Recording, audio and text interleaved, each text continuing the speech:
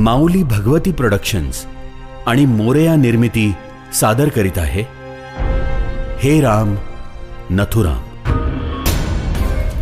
देवीदासजी, ज्या माणसाने आयुष्यभरामध्ये कधीही राम रहीम कृष्ण करीम असा भेदभाव केला नाही किंवा भेदभाव मानला नाही, तो माणूस मरताना फक्त रामाचंच नाव कसं घेईल?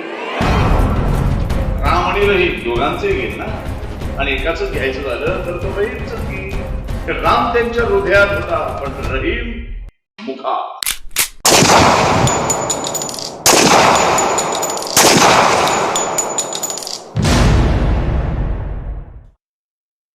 नमस्कार. आज आपण भेटणार आहोत सुप्रसिद्ध अभिनेते शरद पोंक्षे सर यांना.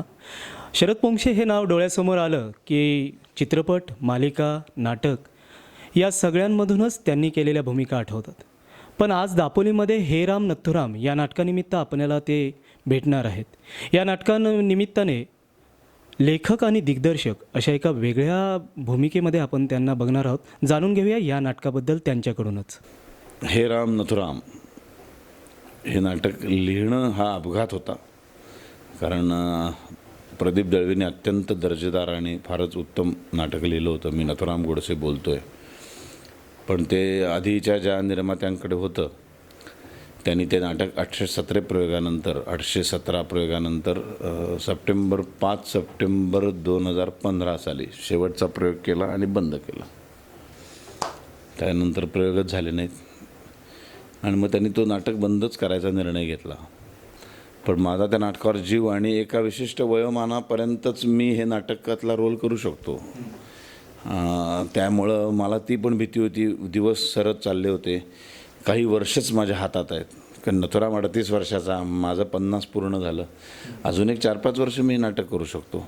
55च्या पुढे मग 38 वर्षाचा नथुराम म्हणून 60 वर्षाचा मी उभं राहणं हे अन्याय आहे. त्यामुळे मला ती भीती वाटत होती. त्यात 1 वर्ष अख्खं गेलं. म्हटलं आयला हे काही खरं नाही. आणि मग वेगवेगळ्या पद्धतीने तेच नाटक करता येईल का असा प्रयत्न करून बघितला. पण त्या आधीच्या निर्मात्यांनी आम्हाला काही परवानगी दिली नाही आणि ते स्वतःही करणार नाहीत, आम्हालाही करू देणार नाहीत असं जेव्हा कळलं तेव्हा खूप असं हतबल झालो होतो मी. खरं तर हताश झालो. म्हटलं ते काय कसं काय, बरं मी काही नाटककार नाही, मी लेखक नाही, काय करावं. आणि तेव्हा प्रमोद धुरत, माऊली भगवती प्रोडक्शन, जे आत्ता माझ्याबरोबर निर्माते म्हणून आहेत, ते मला अप्रोच झाले. त्यांच्या माझ्या मीटिंग सुरू झाल्या आणि मग त्या चर्चांमधनं असं लक्षात आलं की ते नाटक आपण नाही करू शकत, ते काय आपल्याला ते देत नाही आहेत. तर शरद, तुझा एवढा अभ्यास झाला या भूमिकेवरचा, या विषयावरचा, तर तूच का नाही लिहित? तेव्हा म्हटलं मी कसं काय लिहिशील म्हणाले, तू प्रयत्न तर कर, सुरू कर. लिटरली ते 4-4, 8-8 दिवसांनी मला फोन करायचे, काय लिहून झालं का, काय सीन लिहून झाला का, बघ. आणि मग एक कॉन्फिडन्स येत गेला आणि सगळी पुस्तकं गोडशांच्याकडनं मिळवली. सगळ्याचे पहिले राईट्स मिळवले लीगली आणि मग ते नाटक लिहायला सुरुवात केली. आकार येत गेला आणि जवळजवळ काय इतिहास तोच आहे.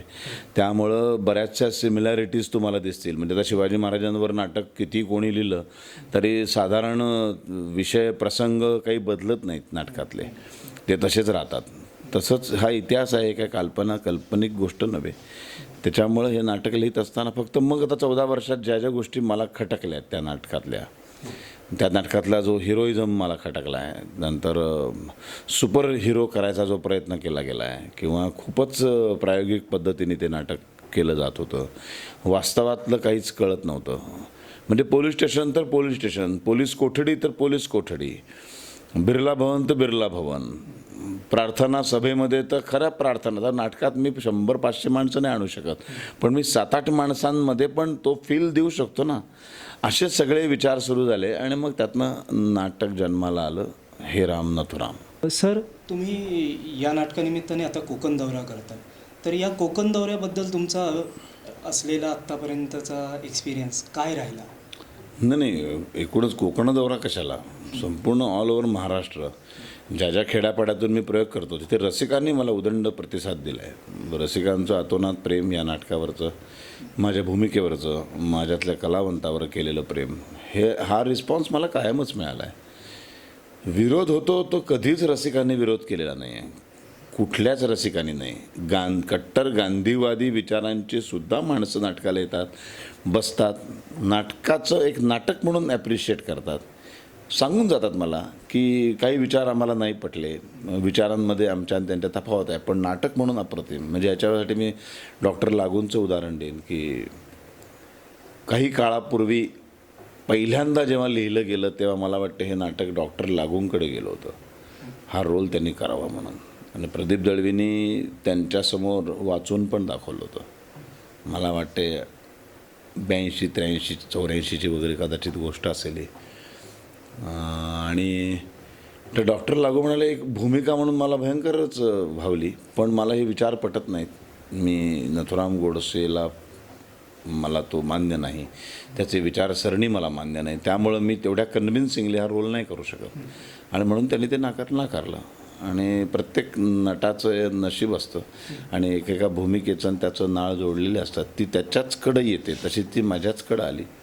आणि मग वैशिष्ट्य असं की डॉक्टर लागू नाटक बघायला आले. नाटक संपल्यानंतर मला भेटले, मला म्हणाले या विचारांशी मी सहमत नाही आहे शरद, पण मी नाटक संपल्यानंतर तुला भेटायला अशासाठी आलो आहे की तू फारच अप्रतिम काम केलंस, इतकं अप्रतिम काम केलंस की आता ते तुझं नाटक बघितल्यानंतर सगळं पटायला लागेल की काय लोकांना, इतक्या लेवलला आणून ठेवतोस तू. आणि त्यातल्या विचारांबद्दल, लिखाणाबद्दल जेव्हा कधी लेखक माझ्यासमोर येतील तेव्हा मी त्यांच्याशी बोलेन. तुझ्याशी मी आत्ता कशाला बोलू, अभिनयाबद्दल बोलतो. म्हणजे हा इम्पॅक्ट आहे नाटकाचा. आणि मला वाटते हा इम्पॅक्ट इतका जबरदस्त आहे आणि म्हणूनच विरोधकांना त्याची खूप भीती वाटते. मुळमुळीत जर सादर केलं असतं तर कदाचित कोणी कुत्रंही आलं नसतं इकडे. पण ह्याचा जबरदस्त जो इम्पॅक्ट आहे आणि ती विचारसरणी हळूहळू आवडायला लागते किंवा त्या विचारसरणीकडं कल झुकायला लागतो आणि ह्याचीच भीती वाटत असेल बहुतेक. आणि म्हणून कारण एका ठिकाणी ते लोक काय म्हणतात विरोधक की नाटकाने काय किंवा कोणी काय किंवा गोळ्या घातल्यामुळं गांधी संपत नाही, गांधी विचार संपत नाही. मग जर गोळ्या घालून संपत नाही तर एक नाटकाचा प्रयोग 2.5 तासाचा करून पण ते संपले नाही पाहिजेत ना. आणि मग ते संपणार नाही याची जर 100% खात्री आहे तर मग त्या नाटकाला एवढा विरोध करायची काय गरज आहे. या सगळ्या नाटकांमधून एक सशक्त भूमिका आम्हाला बघायला मिळाली, पण या विचारांचा पगडा तुमच्यावरती किती आहे? नाही ह्या हे विचार काय नथुराम गोडसेचे नाही आहेत. ही एक विचारसरणी आहे. शस्त्रावर विश्वास असणं ही विचारसरणी ना माझी आहे, ना नथुरामची आहे, ना सावरकरांची आहे. ही विचारसरणी प्रभू रामचंद्रांची आहे, श्रीकृष्णाची आहे, छत्रपती शिवाजी महाराजांची आहे. म्हणून तर त्यांनी सगळ्यांनी शस्त्र हातात घेतलं आणि शत्रूला मारलं. शत्रूचा वध शस्त्रानेच करायचा असतो, तिथे जाऊन नाही चर्चा करून काय होत. त्यामुळे मला मान्य होती नव्हती किंवा नाटकामुळे व्हायला लागले असा काही प्रश्नच येत नाही. खरं आहे सर. या अनुषंगाने खरं तर मी एक संवाद तुमच्याकडनं ऐकू इच्छितो भवानी तलवारीचा. तुम्ही तो ऐकवलात तर खूप बरं होईल.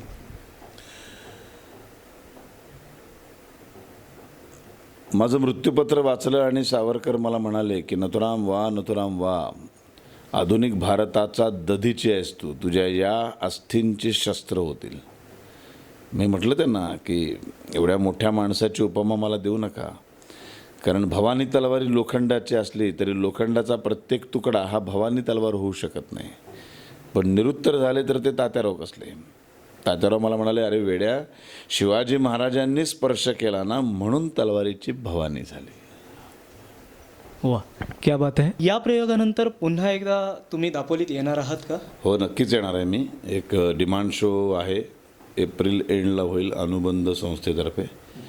त्यावेळेला माझा आणि अनुबंधचे अध्यक्ष जे आहेत प्रसाद फाटक, आमचा असा विचार आहे की हे नाटक तरुणांपर्यंत पोचवण्यासाठी दापोली आणि आसपासच्या परिसरामध्ये जेवढी महाविद्यालयं आहेत, कॉलेजेस आहेत, तर तिथल्या 11वी ते 15वीच्या सर्व विद्यार्थ्यांना त्यांचं आयडेंटिटी कार्ड त्यांनी दाखवावं आणि खूप कन्सेशन रेटमध्ये त्या नाट्यप्रयोगाला आम्ही त्यांना तिकीट द्यायचा विचार चालू आहे. जर आम्हाला तेवढा चांगला रिस्पॉन्स आला तर नक्कीच 100-150 विद्यार्थी त्या दिवशीच्या प्रयोगाला तिथे असावेत अशी खूप आमची कल्पना आहे. त्यांना खूपच स्वस्तात आम्ही ही तिकीटं देणार आहोत. ठीक आहे सर, ही चांगलीच योजना आहे.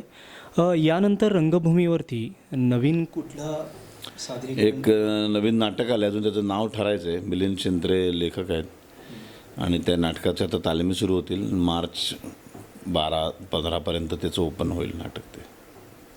तुमच्या पुढच्या संपूर्ण कारकिर्दीला आमच्या सर्व टीमकडनं शुभेच्छा. फक्त तुमच्या सर्व तरुणांना मी फार विनंती करू इच्छितो की तुम्ही हे राम नथुराम अवश्य येऊन बघा. कुठलेही पूर्वग्रह मनात न ठेवता नाटक बघायला या. संपूर्ण नाटक बघा आणि तुमची मतं तुम्ही ठरवा. पण इतिहास जो दाबला गेला आहे तो मात्र नाटकातून दाखवण्याचा प्रयत्न करतो आहे मी. तो तुम्ही बघा आधी आणि मग तुम्हाला काय वाटेल ते ठरवा तुम्ही. तुम्ही हे योग्य अयोग्य असं मी काहीच सांगणार नाही. तुम्ही बघा आणि तुम्ही ठरवा. धन्यवाद सर. तर हे होते सुप्रसिद्ध अभिनेते शरदजी पोंक्षे सर. यांनी या नाटकातून तरुणांना आवाहन केलेलं आहे की हे नाटक तुम्ही नक्की पहा आणि कुठलाही पूर्वग्रह मनात न ठेवता या नाटकाचा आनंद घ्या. धन्यवाद.